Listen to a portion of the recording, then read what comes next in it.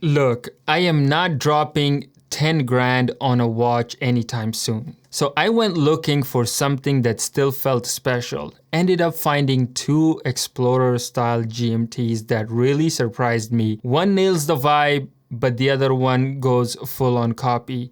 Both are very interesting for very different reasons. There is just something about the Rolex Explorer II, right? That fixed 24-hour bezel, the polar white dial, that bold orange GMT hand. It's clean, it's functional, it's got this understated tool watch toughness mixed with a certain elegance that just works in any situation. And for a lot of people, myself included, the Explorer II is a grail, one of those watches that sits at the top of the wish list, quietly haunting your thoughts while you scroll through forums and watch YouTube reviews at 1 a.m. But let's be real though, right? Most of us are not going to drop 10 grand on a watch, not now, maybe not ever. But honestly, that's okay because there are other watches that bring a lot of that Explorer II energy, the design, the vibe, and the GMT functionality at prices that are way more reasonable. Some are homages, some are interpretations, but they all give you a taste of what makes the Explorer II so appealing. So today I want to share with you two watches that I have spent real time with. One is around $1,300, the other one around $140.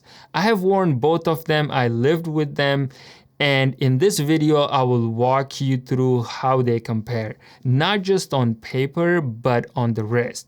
Let's get into it. So let's start with the more refined one, the Christopher Ward C63 Sealander GMT. This is the kind of watch that doesn't shout, but it still turns heads, right? The dial is this glossy white lacquer, not flat, not matte. It's got that subtle richness to it. In some lighting, it almost looks like ceramic. It reflects just enough light to catch your eye, but never feels flashy. The applied indices are gunmetal toned, brushed on the top and polished on the angled edges, which gives them this shimmering high quality effect. And when you move your wrist, they catch light in a way that adds a lot of visual interest to the dial without overcomplicating it. It's all very intentional, very mature. The handset is beautifully finished too. You have got brushed and polished surfaces again, and the hands are sharp, clean, and just the right size. But my favorite detail, the second hand. It's slim, precise, and finished with this subtle trident shape counterbalance at the tail end. A small Christopher Ward signature that gives the watch personality. And it's those little details that make this piece feel premium. Now the GMT hand, that's where the Explorer II inspiration really comes through. It's bright, arrow-tipped orange, and while the color immediately reminds you of the Rolex, the design is slimmer, more modern. It's not trying to be an exact copy. It's just doing it in its own way. There is a date window at 6 o'clock, and honestly, I love this placement. It keeps the symmetry of dial intact, and it doesn't break the flow like the way 3 o'clock date window sometimes does. Plus, with no Cyclops magnifier, it stays clean and subtle. Now, personally, I've been wearing this watch a lot. I've worn it to the office with a dress shirt, but also with just a t-shirt and shorts while out running errands. It's versatile like that. I even took it on a short trip recently, and it was the only watch I packed because I knew it could handle everything I threw at it. I've had coworkers, non-watch people, compliment it. That never happens, and when I'm wearing it, it just feels right, like I'm wearing something thoughtful, well-made, and special without having to explain or justify it.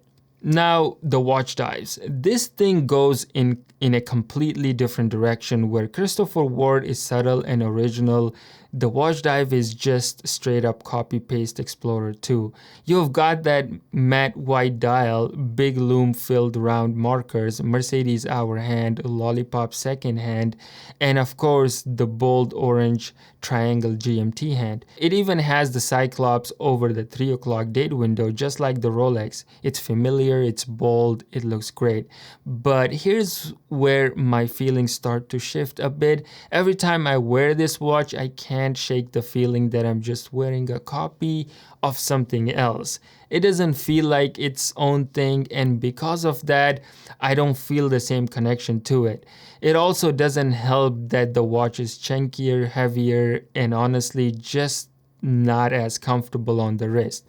The case is thicker, the leg to leg is longer, and the bracelet, while decent, isn't nearly as refined. The clasp especially is where it falls short. It's not terrible, but I've noticed it's pressing against my wrist awkwardly after a few hours of wear. It's not something I enjoy wearing for long stretches.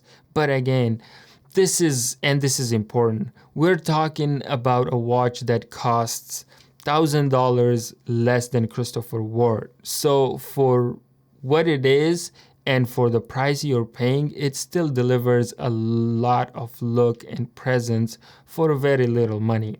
Inside the C63, you're getting the Sellita SW330-2, and this thing runs beautifully. It beats at 28,800 vibrations per hour, has a 56 hours of power reserve, and features a collar GMT complication, which means the GMT hand sets independently from the hour hand. What I really appreciate is how tight everything feels when setting the time or date. No wobbly crown, no weird alignment, everything clicks into place with confidence. And through the exhibition case, you get to see the movement in action. The rotor has Christopher Ward's twin flag engraving, and the rest of the movement has a clean spiral brushing. They call it colimaçon. That's the French you're gonna get from me. And while it's not flashy, it's done with care. It's one of those little touches that elevates the whole experience. Now, the Watchdive runs on the good old Seiko NH34, and this is where I give it real credit. It's a rugged, reliable, automatic GMT movement, the same one Seiko is using in its more expensive GMT models. You get hacking, hand winding, and the same independent GMT hand adjustment. It doesn't sweep as smoothly as Sellita, and the power reserve is a bit shorter, but honestly, for this price range, it's a killer movement. There is no exhibition case back here, just a standard solid steel back.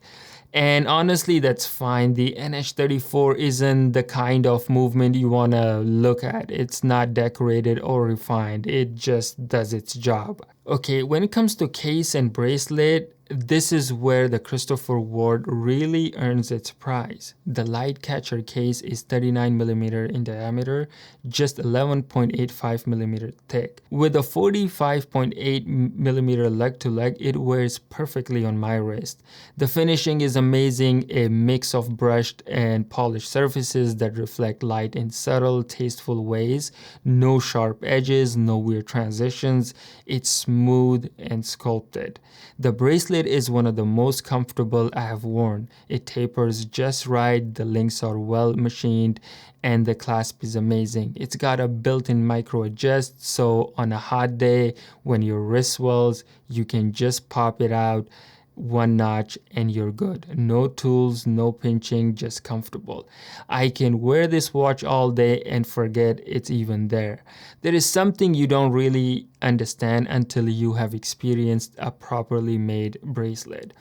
Now the Watchdives, well, it's a different story. The case is chunkier, sitting at around 12.9mm thick and with a leg to leg of 48mm.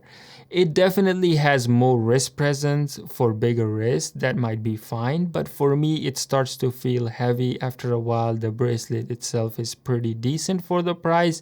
You get solid links, screw pins, and a decent taper from 20mm to 16. But the clasp is where things fall short. It's a little stiff, a little sharp around the edges, and just not very confidence inspiring. I have actually had to adjust in midday a couple of times because it started to dig in and it's not terrible, but when you compare it to the comfort and finish of Christopher Ward, it's night and day. But again, it's $140. For that price, you're getting a lot of value, just not the comfort. Two Explorer vibes, two very different stories. So here's my takeaway after spending time with both. The Christopher Ward C63 GMT has become one of my most worn watches. It's clean, it's versatile, and it feels special without being showy. I've worn it everywhere from work meetings to weekend getaways, and it's never felt out of place. It gives me that Explorer II energy, but with its own unique identity. It's my watch, not a copy of someone else's. The Watchdives GMT, it's fun, it's great entry point into that Explorer II style. If you are onto that tight budget or you just want to try out the look before saving for something higher end, it absolutely gets the job done. But for me personally, it doesn't have that same connection. It's heavier, less refined, and not as comfortable. At the end of the day, both have their place. One is an homage and the other is a thoughtful modern alternative. Let me know in the comments which one would you go for, and if you have got another Explorer-style GMT you love, drop it down in the comments. I'm always hunting for the next great find. Thanks for watching, and I will see you guys on the next one.